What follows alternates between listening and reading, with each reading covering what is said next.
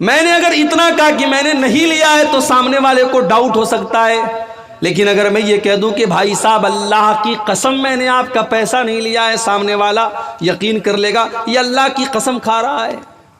یہی تو ہوتا ہے قسم کا مطلب۔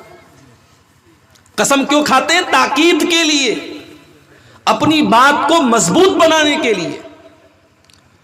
اب سوال یہ پیدا ہوتا ہے کہ اللہ تعالیٰ قسم کیوں کھا رہا ہے؟ کیا نعوذ باللہ اللہ تعالیٰ کو یہ ڈاؤٹ ہے کہ میرے بندے میری بات نہیں مانیں گے، میرے بندوں کو میری بات میں شک ہوگا؟ نہیں نہیں، اللہ کی بات میں کس کو شک ہو سکتا ہے؟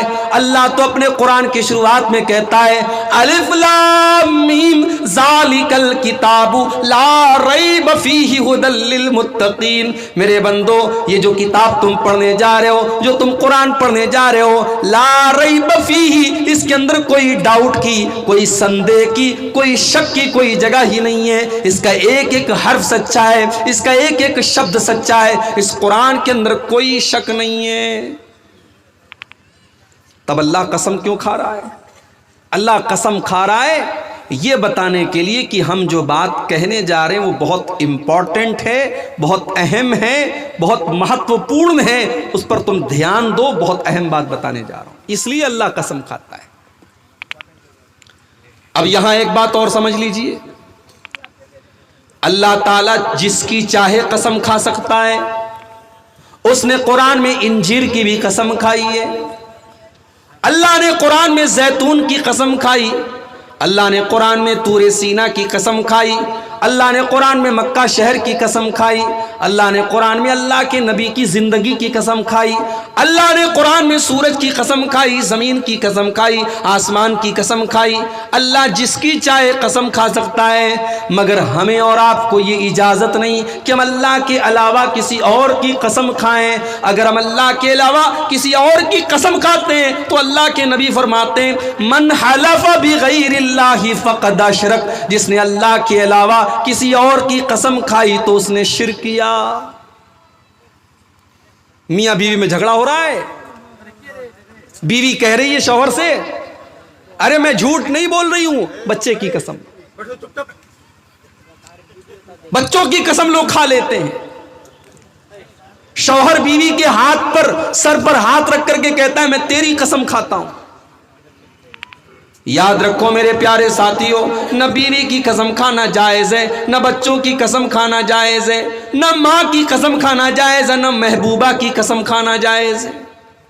اللہ کے علاوہ کسی کی قسم نہیں کھا سکتے، یہاں تک کہ کھانے کعبہ کی قسم بھی نہیں کھانی چاہیے، اس لیے کہ کھانے کعبہ اللہ نہیں ہے، اللہ کا گھر ہے۔ ہم کھانے کعبہ کی بھی قسم نہیں کھا سکتے کیونکہ صرف اور صرف اللہ کی قسم کھانا ہے۔ کھانے کعبہ تو اللہ کا گھر ہے، اللہ نہیں ہے۔ ہمارے بہت سارے غیر مسلم بھائی ہیں، ان کے دماغ میں یہ بیٹھا ہوا ہے کہ مسلمان کھانے کعبہ کی پوجا کرتا ہے۔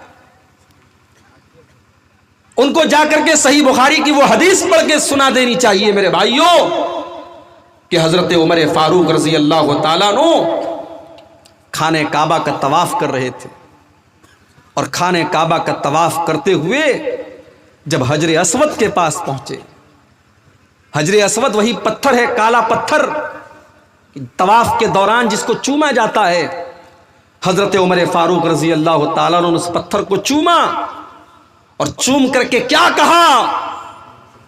انی اعلم انک حجر ما تنفع ولا تضر، اے حجر اسود میں جانتا ہوں کہ تو ایک پتھر ہے، تو نفع نقصان کا مالک نہیں ہے، تو کسی کو فائدہ نہیں دے سکتا، تو کسی کا نقصان نہیں کر سکتا۔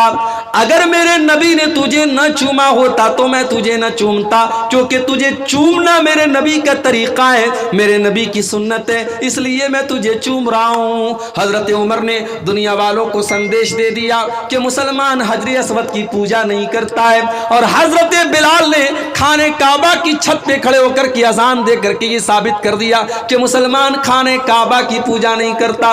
مسلمان اگر خانے کعبہ کا طواف کرتا ہے, اس کی پریکرما کرتا ہے, تو اس لیے کرتا ہے کیونکہ اللہ کا آدیش ہے, اللہ کا حکم ہے, اس کے رسول کا طریقہ ہے. خانے کعبہ ہمارے نزدیک مقدس تو ہے, مگر ہم خانے کعبہ کی عبادت نہیں کرتے. اسی لیے خانے کعبہ کی, آپ خانے کعبہ کی قسم نہیں کھا سکتے. اگر آپ کو قسم کھانا ہے تو آپ کہیں گے رب کعبہ کی قسم, آپ کعبہ کی قسم نہیں کھا سکتے.